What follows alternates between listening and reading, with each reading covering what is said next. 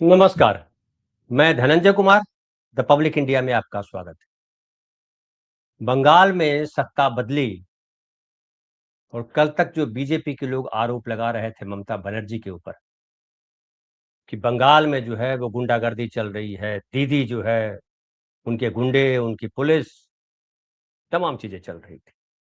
अब उलट गया है। अब दीदी आरोप लगा रही हैं कि बीजेपी सरकार जो है वो निरंकुश हो गया है।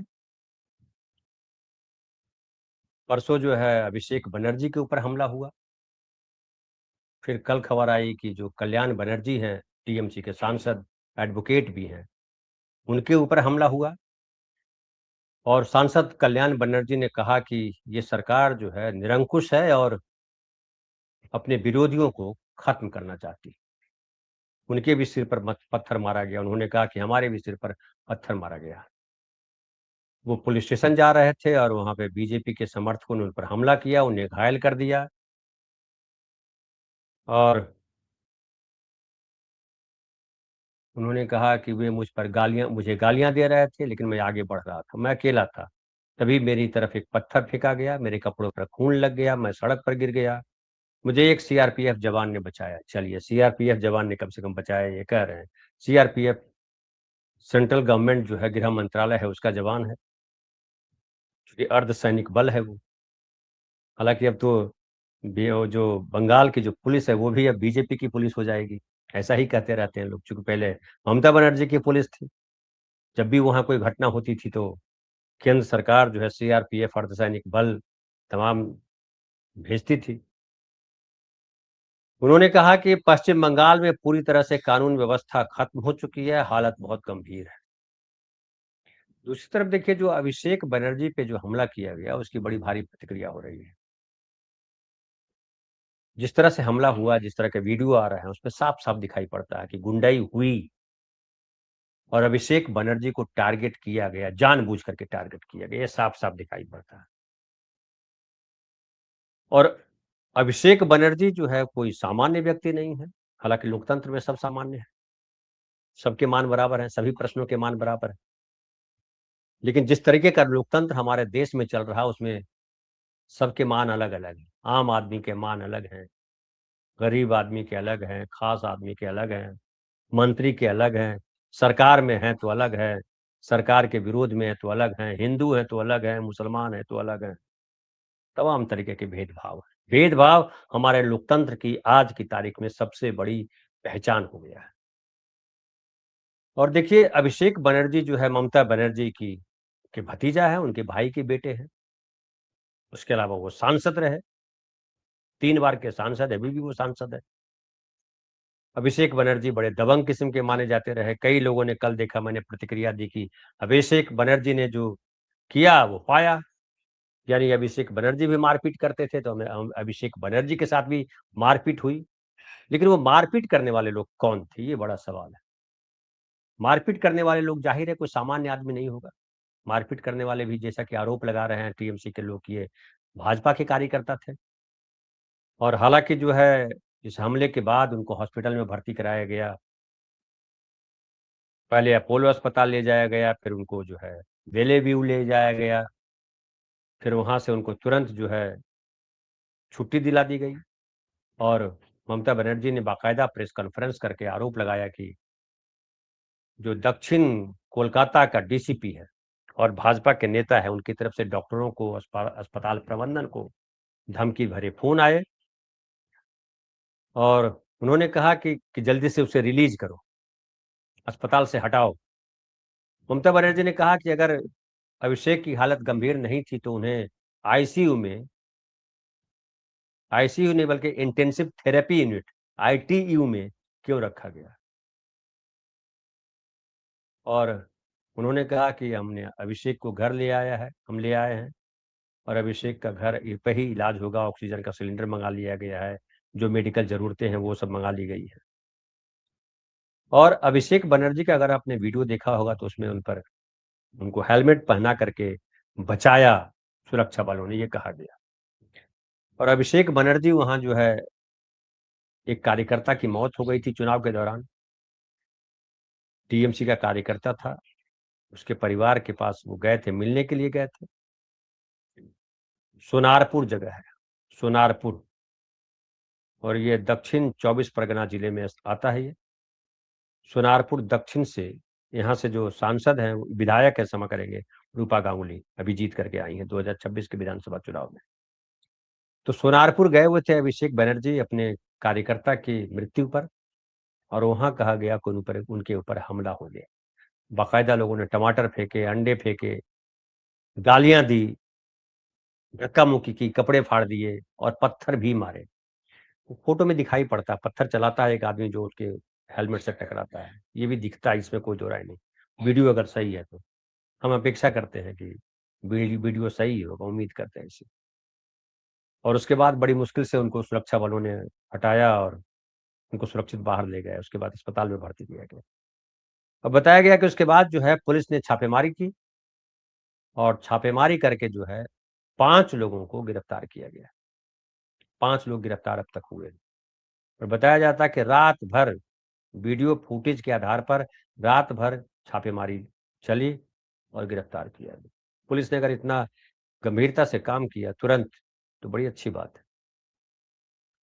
और जब खास लोगों पर, अभिषेक बनर्जी जैसे लोगों पर, जो अभी-अभी बड़े ताकतवर नेता थे पश्चिम बंगाल के, उन पर अगर इस तरह का हमला होता है, तो आम कार्यकर्ताओं के, जो टीएमसी के कार्यकर्ता हैं, उनकी क्या हालत होगी, ये अंदाजा लगा सकते हैं। और बंगाल में वैसे भी संघर्ष का बड़ा पुराना इतिहास।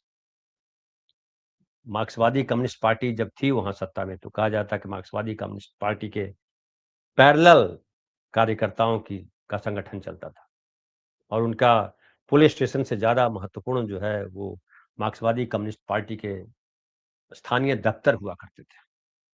पुलिस दरोगा जो होता था, उसको स्थानीय पार्टी के जो संचालक होते थे उनके साथ चल करके, उनके साथ रह करके, उनकी बात सुन करके लॉ एंड ऑर्डर को संभालना होता था।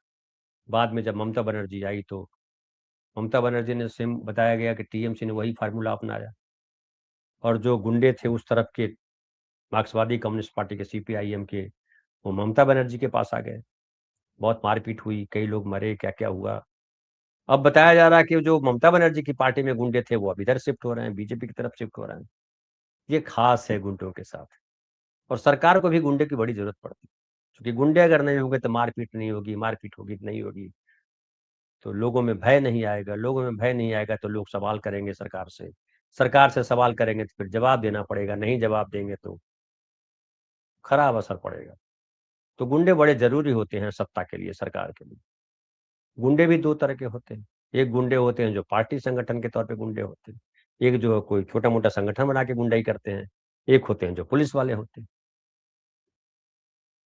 और उसके बाद जो 5 ये गिरफ्तार किए गए हैं वो कौन हैं, इसकी डिटेल अभी नहीं है, लेकिन जाहिर है ये जो अरेस्ट हुए होंगे कार्यकर्ता होंगे, क्योंकि आरोप भी लगाया है टीएमसी ने कि भाजपा कार्यकर्ताओं ने किया, और भाजपा के नेताओं ने दबाव डाला कि अभिषेक को जल्दी से यहाँ डिस्चार्ज कीजिए।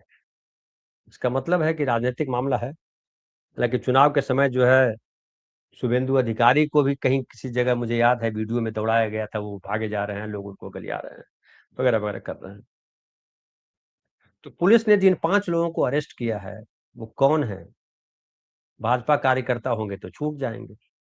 कभी कभी होता है कि जब भीड़ भाड़ हंगामा होता है, तो सामान्य आदमी भी जो है उसके दिमाग में चूंकि कीड़ा रहता है कि हमने बहादुरी की। ये जाहिलियत हमारे देश में बड़ी गहराई से है। तो अगर आम आदमी होगा तो उसकी बढ़िया से मरम्मत होगी, भूल जाएगा फिर पत्थर चलाना। और अगर कार्यकर्ता होगा वो, जो 5 पकड़े गए हैं, तो कार्यकर्ताओं को आगे जो है इनाम दिया जाएगा, वो पदाधिकारी बनाए जाएंगे, वो विधायक, नगर सेवक का चुनाव लड़ेंगे, कोई विधायक के चुनाव भी लड़ सकता है। यही आज की तारीख में कार्यकर्ता की योग्यता है। और हालांकि कोई भी पार्टी हो, आज तो सबका एक ही जैसा हाल है, लेकिन बीजेपी जो है कुछ जरूरत से ज्यादा जो है इस बात को तवज्जो देती है। उनके मुख्यमंत्री हों, उनके और मंत्री हों, सबको लगता है कि गुंडागर्दी से ही शासन होता है। शासन चलाना है तो गुंडागर्दी आपको आनी चाहिए।